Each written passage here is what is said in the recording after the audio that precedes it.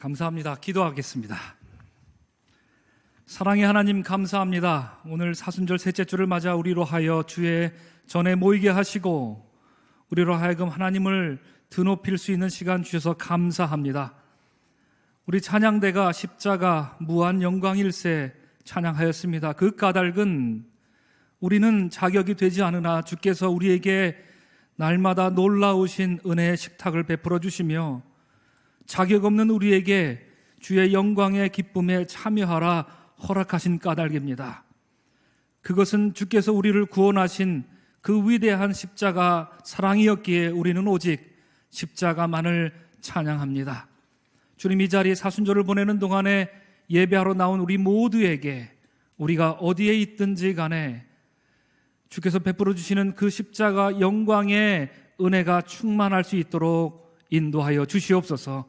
그리하여 우리의 마음이 늘 언제나 하나님을 향하며 주께서 원하시는 일들을 말마다 준행해 나갈 수 있는 믿음의 사람들로 삼아 주시옵소서.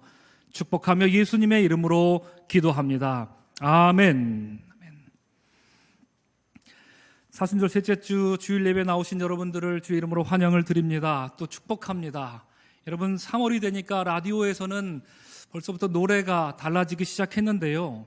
아마 여러분들도 좋아하시리라 생각하지만 소프라노 조스미 씨가 부르는 강 건너 봄이 오듯 이란 노래가 자주 흘러나오고 있습니다. 그 노래가 앞강의 살얼음은 언제나 풀릴 거나 이렇게 시작했다가 새소리 바람소리 물 흐르듯 나붓기네 이렇게 노래가 끝납니다. 그 옛날 이곳 마포 서강의 민초들이 얼어붙은 한강을 바라보면서 그들의 얼어붙은 마음을 안타까워하면서 봄을 기다렸던 그 정서와 아주 잘 어울리는 노래가 아닐까 생각하면서 저도 요 며칠 그 노래를 즐겨 들었습니다. 여러분, 봄을 맞이하면서 오늘은 말씀을 나누기 전에 여러분들과 함께 노래를 한 곡 불러보려고 합니다. 여러분, 제가 작년 12월 설교 때 여러분들에게 그 가사를 소개해드린 적이 있고요. 또한 지난번 그 영상을 통해서 노래를 한번 같이 배워본 적도 있습니다. 그래서 따라 부르시기에 어렵지 않으시리라 생각하는데요. 오늘 여러분들 받으신 주보 별지의 뒷면을 보시면 주의 성령 이곳에 오시니란 곡이 있습니다. 우리 교회 올해 표어인 성령 안에서 사랑으로 역사하는 교회를 제가 기도 중에 정할 때에 우리 교회를 축복하며 적었던 가사였습니다. 그리고 그 가사를 받고 제 신학교 동기이자 절친인 콜로라도에서 목회하시는 우리 정유성 목사님이 멜로디를 붙여준 노래입니다. 우리 같이 한번 불러봤으면 합니다.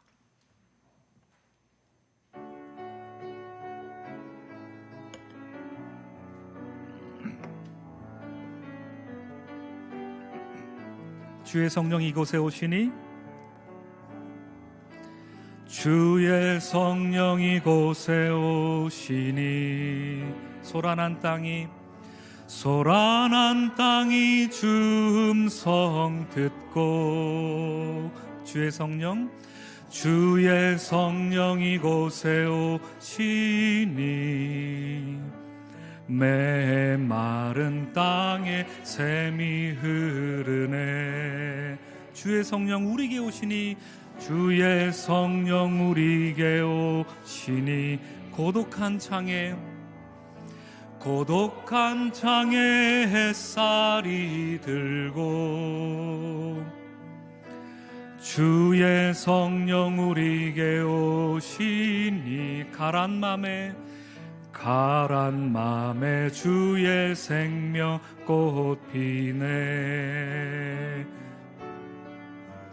주의 곁에 두신 지혜와 은혜 이른 아침 이슬로 내려주사 무뎌진 맘을 주의 옷깃으로 덮으사 아름다움 알게 하셨네. 주의 성령 이곳에 오시니 소란한 땅이 주 음성 듣고 주의 성령 이곳에 오시니 메마른 땅에 샘이 흐르네. 주의 성령 우리에게 오시니, 주의 성령 우리에게 오시니 고독한 창에 햇살이 들고 주의 성령 우리에게 오시니 가란 맘에 주의 생명꽃 피네. 가란 맘에 주의 생명꽃 피네. 아멘. 우리 사랑하는 서강의 성도 여러분, 새봄이 왔지만 여전히 마음 한편 외롭고 고독한 창가에 앉아 계신다 생각이 들면 주님의 성령이 여러분들을 찾아가 위로해 주심으로, 그런 일이 있으므로 여러분 마음속에 소망이 새롭게 일어나는 그런 봄날 맞이하시고 그런 오늘 예배 시간 되시기를 주의 이름으로 축원을 드립니다. 오늘 우리가 함께 읽은 이 성전 사건 이야기, 이 이야기를 이해하기 위해서 우리는 먼저 여러분 헤롯과 또 그 헤롯이 지은 헤롯 성전에 대해서 먼저 잘 이해를 할 필요가 있습니다. 좀 다소 긴 설명이 되겠지만 여러분 잘 따라와 들어주셨으면 합니다.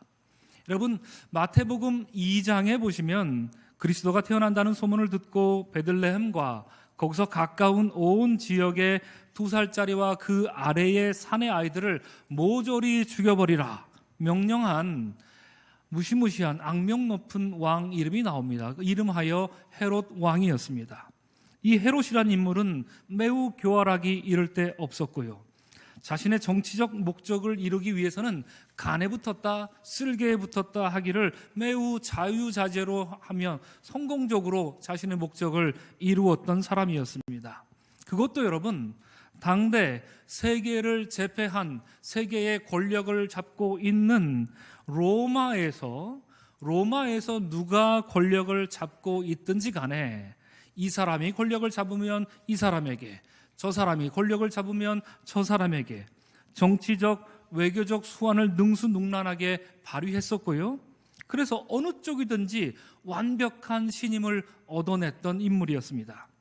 여러분 이집트의 여왕이었던 클레오파트라라는 이름을 들어보셨지요? 이집트의 클레오파트라와 이 로마의 안토니우스의 사랑은 세기의 로맨스로도 매우 유명합니다. 이 둘 사이의 사랑과 안타까운 그들의 최후에 대해서 윌리엄 셰익스피어는 안토니와 클레오파트라라는 비극을 썼고요. 그것이 연극 무대에서 공연될 때의 16세기 당시 영국인들의 심금을 많이 울렸다고 하지요. 이 안토니우스가 얼마나 클레오파트라를 사랑했는가, 얼마나 그녀에게 빠져 있었느냐 하면요, 안토니우스는 로마 황제 자리를 이제 눈앞에 둔 상황이었습니다. 모든 것이 다 정리가 된 상황이었습니다. 그런데 바로 그런 상황에서도 그 국가보다, 자신의 국가인 로마보다 클레오파트라를 더 사랑했을 정도였습니다. 우리가 알다시피 사랑의 눈이 멀다라는 표현은요, 이 두 사람 안토니우스와 클레오파트라에게 가장 딱 적합한 말일 것입니다.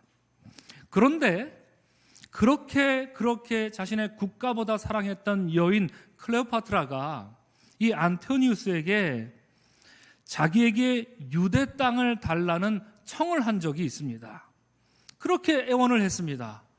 나는 유대 땅을 내가 통치해보는 게 소원이니 그 땅을 나에게 주십시오 하고 클레오파트라가 자신의 연인이었던 안토니우스에게 요청을 했는데 그 모든 다른 청은 다 들어주었으면서도 안토니우스는 유독 그 청만큼은 거절을 했다고 합니다. 그래서 대신 여리고에 있는 종려나무 밭을 클레오파트라에게 주면서 이거면 안 되겠니? 라고 말을 했다는 것이지요. 여러분 그토록 사랑한 여인 클레오파트라가 유대 땅을 달라고 한 그 청을 거절한 이유는 무엇이었을까요? 그 이유는 단 하나, 곧 유대 땅은 이미 자신의 신복이자 자신의 친구였던 헤롯에게 주기로 약속한 땅이었기 때문에 이것만큼은 줄 수 없다라며 그렇게 절절하게 사랑했던 클레오파트라의 청을 거절했다는 이야기입니다. 그 정도로 로마의 제1권력자인 안토니우스와 헤롯 사이에는 신임이 매우 두터웠습니다. 그런데 여러분도 아시다시피 저 유명한 그 악티온 해전에서 클레오파트라와 안토니우스는 비극적인 결말을 맞아 죽게 되고요. 그 해전에서 승리를 얻은 사람이 누구였습니까? 옥타비아누스였습니다. 그가 새롭게 로마의 권력을 잡게 됩니다. 그러자 헤롯은요, 재빨리 안토니우스를 버리고 옥타비아누스 편에 서서 그의 신임을 완벽하게 얻어냅니다. 그것도 아주 완벽하게 얻어내서 이제 더 이상 이 옥타비아누스가 헤롯은 안토니우스 사람이라는 것을 잊을 정도로 말이었죠. 이 옥타비아누스가 누군가 하니 누가복음 2장에서 호적 등록을 명령했던 아구스토, 곧 어거스투스 로마 황제였습니다. 20세기 영국의 석학인 폴 존슨의 유대인의 역사라는 책이 있습니다. 1000페이지 정도 되는 아주 두꺼운 책인데요. 이 책을 보면 옥타비아누스 황제의 신임을 얻기 위해서 헤롯은요, 거의 로마의 사냥개 역할을 자초했었고요. 로마에게 걸리적거리는 해적이며 산적을 자기가 앞서 나가서 그들을 무자비하게 소탕했던 사람이었습니다. 또한 로마가 벌이는 그 모든 지역 전쟁 전투에 헤롯은 유대인들을 데리고 자기 병사들을 이끌고 나가서 그 전쟁과 전투에 참여해서 혁혁한 공을 세움으로 로마 황제로부터 유대 땅을 권리를 확실히 보장을 받게 된 것이지요. 그로 말미암아 이 헤롯이 유대인의 왕이 된 것입니다. 이렇게 보면 헤롯은 어느 정도 자신의 목적을 성취한 훌륭하다고는 볼 수 없으나 그래도 괜찮은 왕이 아닐까 생각을 할 수 있습니다. 그러나 여러분, 여기에 반전이 있지요. 헤롯 대왕은 본래 유대인이었습니까? 아니었습니까? 유대인이 아닙니다. 유대인이 아닌 자가 유대인의 왕이 된 것입니다. 헤롯 왕은요, 성경에 에돔이라 알려진 지역 출신의 사람이었습니다. 에돔은 창세기 25장 30절이 말하는 것처럼 붉은 것을 먹게 한 자, 누굽니까 여러분? 붉은 것을 먹게 한 자. 그렇습니다. 에서의 별명에서 유래한 것입니다. 그러므로 에서의 후손들이었던 에돔 족속들과 야곱의 후손들이었던 이스라엘 사이에 관계가 좋았을 리 만무하지요. 그런데 예수님 당시에 이스라엘의 왕은 바로 이 에돔족 출신의 헤롯이었단 말입니다. 유독 혈통을 중요시했던 이스라엘 사람들이 그걸 곱게 볼 리가 없었겠지요. 아무리 지금 자신들의 상황이 로마의 식민 지배를 받고 있는 상황이라고 해도 유대인도 아닌 12지파 중 그 어느 지파에도 속하지 않은 유대인도 아닌 에돔의 후손인 헤롯이란 자가 로마의 제국을 등에 업고 유대인의 왕이 되었으니 유대인들의 저항이 이만저만한 것이 아니었습니다. 그런데 여러분, 앞서 말씀드린 것처럼 헤롯은 매우 교활하고 매우 겉모술수에 뛰어난 사람이었습니다. 이런 상황에서 그는 이 상황을 타개할 수 있는, 그래서 유대인들을 잠재울 수 있는 묘수가 떠올랐습니다. 그게 바로 성전 건축이었습니다. 성전을 건축해서 자신의 신분에 대해서, 자기가 에돔족 출신이라는 것에 대해서 반감을 갖고 있는 유대인들의 마음을 잠재우고 그들로부터 오히려 환심을 사려고 했던 것입니다. 여러분, 유대인들에게 있어서 최초의 성전은 우리가 잘 알다시피 솔로몬의 성전이었습니다. 이후 솔로몬 성전은 바벨론 제국의 느부갓네살 왕의 군대에 의해서 완전히 파괴되어 버렸습니다. 하지만 이후 바벨론에 포로로 잡혀갔다가 돌아온 사람들에 의해서 비록 열악한 상황이었음에도 불구하고 제2의 성전인 수룹바벨 성전이 건축되었습니다. 우리가 잘 알다시피 이 두 번째 성전은 사실 성전이라고 말하기에는 너무나도 초라하기 이를 데 없는 그런 성전이었으나 여호와 하나님께 돌아가고자 하나님께 불순종하였으므로 하나님이 주신 솔로몬 성전이 파괴되었으니 이제 우리 하나님께로 돌아가고자 그들이 신앙으로 믿음으로 결단하며 눈물로 지었던 성전이 바로 수룹바벨 성전이었던 것이면은 틀림이 없었습니다. 그러나 안타깝게도 이조차도 예수님이 태어나시기 63년 전 BC 63년에 또다시 로마의 폼페이우스 장군에 의해서 파괴돼 버리고 말았습니다. 폼페이우스는요, 성전을 완전히 무너뜨리지는 않았습니다만 차라리 완전히 파괴해버리는 게 더 나았을, 더 끔찍한 일을 로마 군인이 유대인들에게 자행을 했습니다. 그는 이스라엘의 대제사장만 1년에 한 번 대속죄일에 맞추어 들어갈 수 있는 지성소에 자신의 군합발을 들이밀었던 것입니다. 그럼으로써 이스라엘 성전을 대놓고 멸시하고 조롱하고 모독했던 것입니다. 유대인들에게 있어서는 우리가 알다시피 성전이 파괴되는 것보다도 그 지성소에 이방인이 들어갔다라는 그 사실 자체가 더더욱 모독스러웠던 것이지요. 그런데 여러분, 이제 그 작고 보잘것없는 옛 성전의 터 위에 예수님이 태어나시기 20년 전부터 헤롯은 성전을 다시 짓기 시작했습니다. 그리고 이 성전은 AD 64년에 가서야 완공됐으니 총 84년의 건축 기간이 소요된 것입니다. 마가복음 13장 1절에 보시면요, 예수님의 제자들이 아직 완공되려면 멀었던 그 성전 건축물을 보고 감탄에 마지 않았던 그런 장면들이 있지요. 이 헤롯 성전은 그만큼 당시 이 지중해 지역에서 로마의 그 어떤 건물보다도 아주 빼어나고 아주 탁월한 건물로, 최고의 건물로 손꼽힐 정도의 위용을 자랑했던 것입니다. 여러분, 서론이 좀 길었습니다. 오늘 우리가 함께 나눈 말씀의 배경은 이러했습니다. 즉, 예수님께서 성전을 깨끗게 하신 이 사건은 바로 이러한 배경에 의해서 지어진 바로 그 헤롯 성전에서 이루어진 일이었고요. 그 헤롯 성전은 아직 완공도 안 됐고 지금 이 사건이 일어나고 있는 이때조차 건축 중이었습니다. 여러분, 이 말씀은, 오늘 말씀은 마태, 마가, 누가 복음, 즉 공관복음에서도 공통적으로 나오고 있기 때문에 아마 이 내용에 대해서는 여러분들도 이미 잘 알고 계시리라 생각합니다. 오늘 본문 요한복음 2장 16절은 예수님께서 이렇게 대노하신 이유를 이렇게 표현합니다. 하나님의 집을 무엇으로 만들었다고요? 장사하는 집으로 만들었기 때문이라 합니다. 그러나 마태, 마가, 누가복음은 하나님의 집을 무엇으로 만들었다고 하지요? 강도의 구렬로 만들었다. 좀 달리 표현합니다. 어찌했건 그 장사하는 행위가 결국 어떤 결과를 가져왔는지 우리는 복음서를 통해서 깨닫게 됩니다. 어떤 결과였습니까? 강도 짓이었습니다.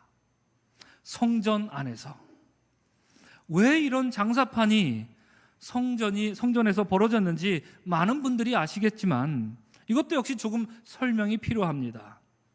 당시 유대인들은 3대 절기인 6월절, 77절, 장막절이 되면 어디에 살든지 성전이 있는 예루살렘으로 와서 성전 제물을 바치고 제사를 드려야 했습니다.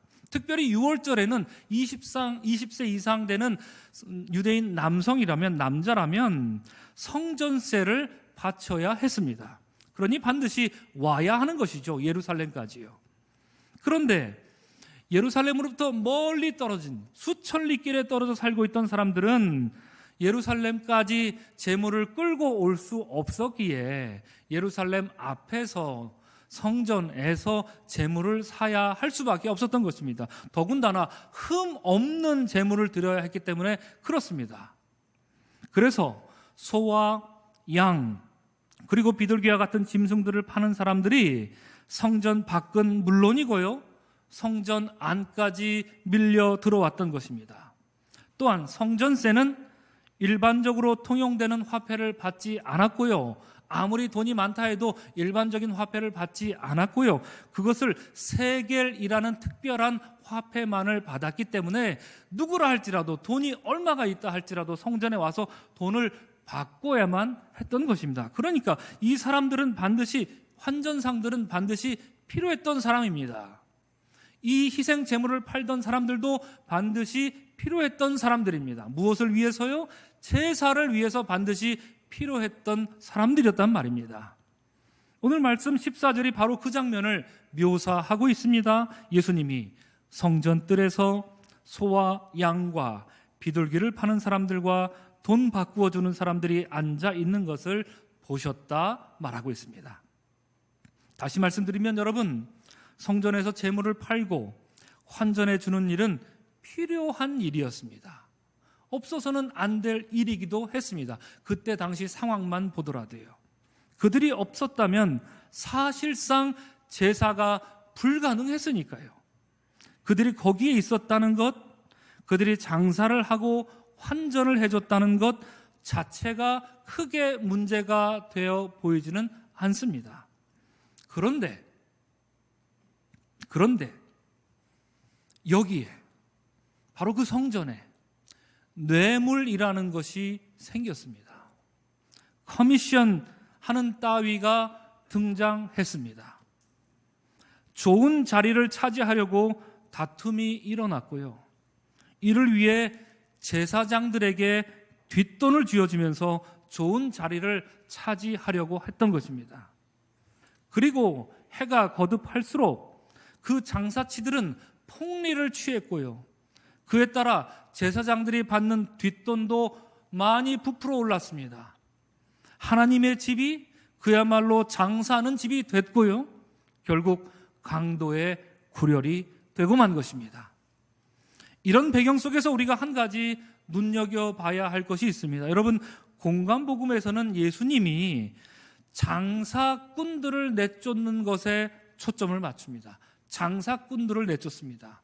반면에 오늘 요한복음은요, 물론 결과적으로 장사꾼들도 내쫓으셨겠지요. 그러나 그것을 직접적으로 얘기하고 있는 대신에 오늘 요한복음은 무엇을 내쫓냐면 그 짐승들을 내쫓은 얘기가 부각되고 있습니다. 15절 16절 보면은 이렇게 말합니다. 노끈으로 채찍을 만드사 양이나 소를, 그렇죠? 사람이 아니라 양이나 소를 다 성전에서 내어 쫓으시고 돈 바꾸는 사람들의 돈을 쏟으시며 상을 엎으시고 비둘기 파는 사람들에게 말하되 너희들 이것을 여기서 가지고 가라 그러는 거예요. 결국 여기에 있으면 안 되는 건 비둘기였습니다. 그렇죠? 예수님이 쫓아내고자 했던 그 대상이 요한복음은 사람이라기보다는 재물에 있었습니다. 사랑하는 여러분, 어찌했건 이 헤롯 성전을 우리 하나님께서 기뻐하셨을까요? 어떠셨을까요? 헤롯 그가 제 아무리 솔로몬의 성전보다도 훨씬 빼어나고 수려한 성전을 지었다 해도, 그래서 로마 제국의 그 어떤 건물보다도 웅장한 건물이라 평가를 받았다고 해도 하나님이 그 성전으로 인해 기뻐하셨을까요, 여러분? 그렇지가 않습니다. 유대 백성들이 절기를 지키기 위해서 수천리길을 걸어왔다고 해서, 값비싼 희생 제물로 제사를 드렸다고 해서 우리 하나님이 그 예물을 기쁘게 받으셨을까요? 천부당, 만부당한 얘기입니다. 예수님 시대의 인구조사에 따르면 당시 팔레스틴 지역의 전체 인구가 50만 명이고요, 예루살렘 성 안팎으로는 3만에서 4만 명 정도 모여 살았다고 합니다. 당시 고대 도시의 인구치고는 꽤 밀집된 도시였음에 분명합니다. 게다가 6월절을 맞아서 전 로마 제국에 있는 유대인들이 예루살렘에 모여들었으니 이때 당시 평소 인구의 최소의 10배가량 되는 사람들이 득실득실 북적 됐을 것입니다. 돛대기 시장도 그런 돛대기 시장이 없었을 것입니다. 여러분, 한 가지 저는 이 말씀을 읽으면서 저 스스로에게도 물어보고 했는데요. 이 부분에서 6월절이 다가오면 제사장들은 무슨 생각을 했고 무엇을 기대했을까? 제가 만약에 1세기 제사장이었다면 저는 무엇을 생각했고 무엇을 기대했을까요? 이제 곧 6월절이 다가옵니다. 다음 달에. 이번 6월절에 온 백성들이 하나님의 구원에 감사하고 제물을 드림으로써 죄사함의 은총으로 충만하기를 주님 바랍니다. 이런 마음으로 제사장들이 6월절을 기다렸을까요? 아니었을 것만 같습니다. 아닙니다. 제사장들은 6월절이 다가오면 속으로 혹은 자기들끼리 이렇게 말했을 것 같습니다. 야, 이제 곧 대목이야. 대목이다. 조금만 참자. 대목이다.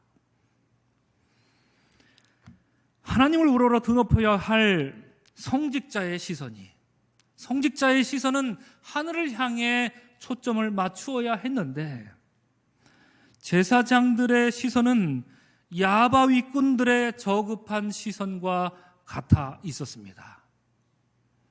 애굽에서 베푸신 하나님의 위대한 구원 역사를 기념하는 6월절이 그래서 우리로 하여금 심판을 받지 않고 구원받게 하셨다 기념하는 6월절이 성전 안팎에 도사리고 앉았던 장사꾼들로 인해 그리고 제사장들로 인해 회파되고 훼손되어 결국 강도의 구렬이 되어버리고 만 것입니다.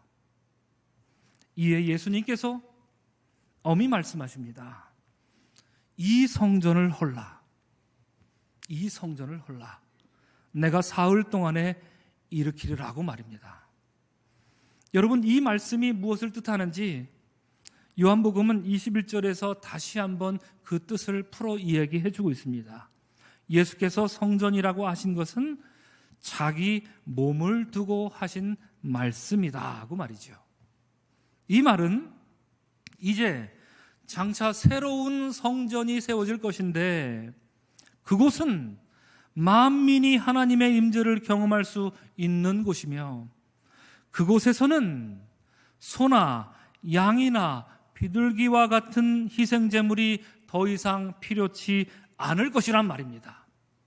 우리 주님이신 예수께서 온 인류를 위하여 몸소 희생제물이 되셨기 때문입니다. 오늘 예수님께서 제물을 쫓아내신 이유가 거기에 있었습니다. 그리하여 에베소서 1장 23절은 단언하듯이 교회가 그리스도의 몸이 된 것입니다. 그분의 몸 자체가 성전이 되었기 때문입니다.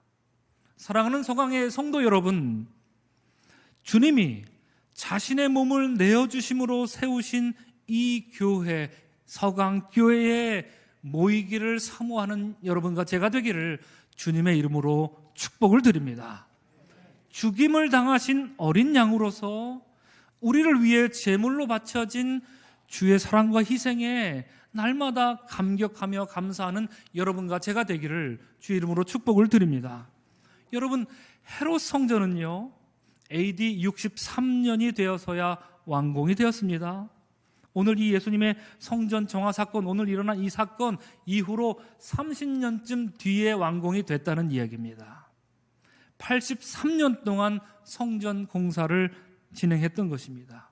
그러나 여러분, 그 성전은 완공된 뒤로 7년 뒤에 AD 70년에 로마의 장군 티투스에 의해 무너져 버렸습니다. 눈부시게 휘황찬란하게 장식된 그 금장식을 떼내가고자 로마의 병정들은 돌 위에 돌 하나 남기지 않고 다 뜯어내버렸던 것입니다. 완전히 무너뜨려 버렸던 것입니다.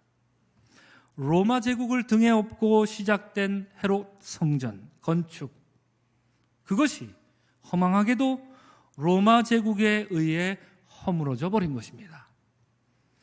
그러나 이 성전을 헐라 내가 사흘 만에 일으키리라 말씀하신 우리 주님은 오늘 찬양대가 찬양했던 것처럼 십자가에 달려 죽으셨기에 사람들은 그렇지 저대로 주저앉고 마는 거지, 저렇게 죽고 마는 거지, 잿같게 뭐라고 조롱했고 멸시했으나 사흘 만에 부활하심으로 그리스도의 몸된 교회를 세우셨던 것입니다. 이제는 더 이상 희생 제물을 드리는 성전의 시대가 아닙니다. 히브리서 9장 12절은 말합니다. 염소와 송아지의 피로 아니하고 오직 자기 피로 영원한 속죄를 이루사 단번에 성소에 들어가셨느니라. 이어서 9장 28절도 말합니다. 그리스도께서 많은 사람의 죄를 담당하시려고 단번에 들이신 바 되었다고 말합니다. 우리 사랑하는 서강의 성도 여러분, 우리 주님은 이 성전을 헐라 말씀하시는데 이 사순절에 우리가 헐어내야 할 성전은 혹시 없습니까, 여러분? 우리 각자가 우리 주님이 원치 않는 성전을 우리 마음속에 짓고 있었던 것은 없습니까, 여러분? 또한 오늘날 교회는 어떠합니까? 오늘날 교회들은 과연 주님의 몸으로서, 주님의 몸된 교회로서 제대로 주님의 영광을 나타내는 통로로 사용되고 있던가요? 아니면 주님의 몸이 아닌 허울만 남은 헤롯 성전의 모양인 양 그런 모습으로 살고 있는 것은 아닌가요? 교회가 주님의 몸입니다. 교회가 주님의 몸입니다. 여러분, 이렇게 부끄럼 없이 고백할 수 있는 우리 서강교회 될 수 있기를 주의 이름으로 축복을 드립니다. 사랑하는 서강의 성도 여러분, 우리 안에 세워진, 여러분 안에 세워진 그 성전을 허물어 버리십시오. 그리고 주님의 몸을 입으시기를 주의 이름으로 축원을 드립니다. 이 사순절에 우리는 주님을 따라 이제 영적인 채찍을 들어야 합니다. 온 인류를 위해 희생하신 예수 그리스도가 아니라면 우리는 절연히 그 어떤 다른 희생 제물일지라도 내쫓아야 합니다. 이 사순절에 우리는 참회의 채찍을 우리 자신에게도 내리쳐야 합니다. 아니, 먼저 우리 스스로에게 내리쳐야 합니다. 우리는 교회란 무엇인가, 교회란 무엇인가, 이제 우리는 이 물음의 삶으로 응답을 해야만 합니다. 왜냐하면 교회는 그렇게 죽으셨다 사신 그리스도의 몸인 까닭입니다. 그럴 때만이 우리 안에, 그리고 여러분 안에, 우리 한국 교회 안에 어느 구석인가 지어진 헛된 성전은 무너지고 우리 주님의 몸된 교회만이 높이 드높여질 수 있음을 굳게 믿고 살아가는 사랑하는 서강의 성도들 될 수 있기를 주님의 이름으로 축복을 드립니다. 기도하겠습니다. 사랑의 하나님, 우리 주님은 6월절에 이르렀을 때에 성전에서, 그 아름답다 했던 성전에서 우리가 쉽사리 이해할 수 없는 모습을 보여주셨습니다. 이상한 말도 하셨습니다. 이 성전을 허물라 내가 사흘 만에 일으키리라. 주님, 듣고 보니, 그 말씀을 묵상하고 보니 우리 안에도 허물어야 할 헛된 성전이 있었습니다. 주님의 몸을 바로 세워 교회가 무엇인지 세상에 알려줘야 할 사명이 우리에게 있었음을 잊고 살았습니다. 은혜의 주님, 이 사순절을 보내면서 우리로 하여 참회의 채찍을 들게 하시고, 그리하여 우리를 위해 단번에 희생하신 예수 그리스도의 몸만이 드높여지게 하여 주옵소서. 우리 주 예수 그리스도의 이름으로 기도합니다. 아멘.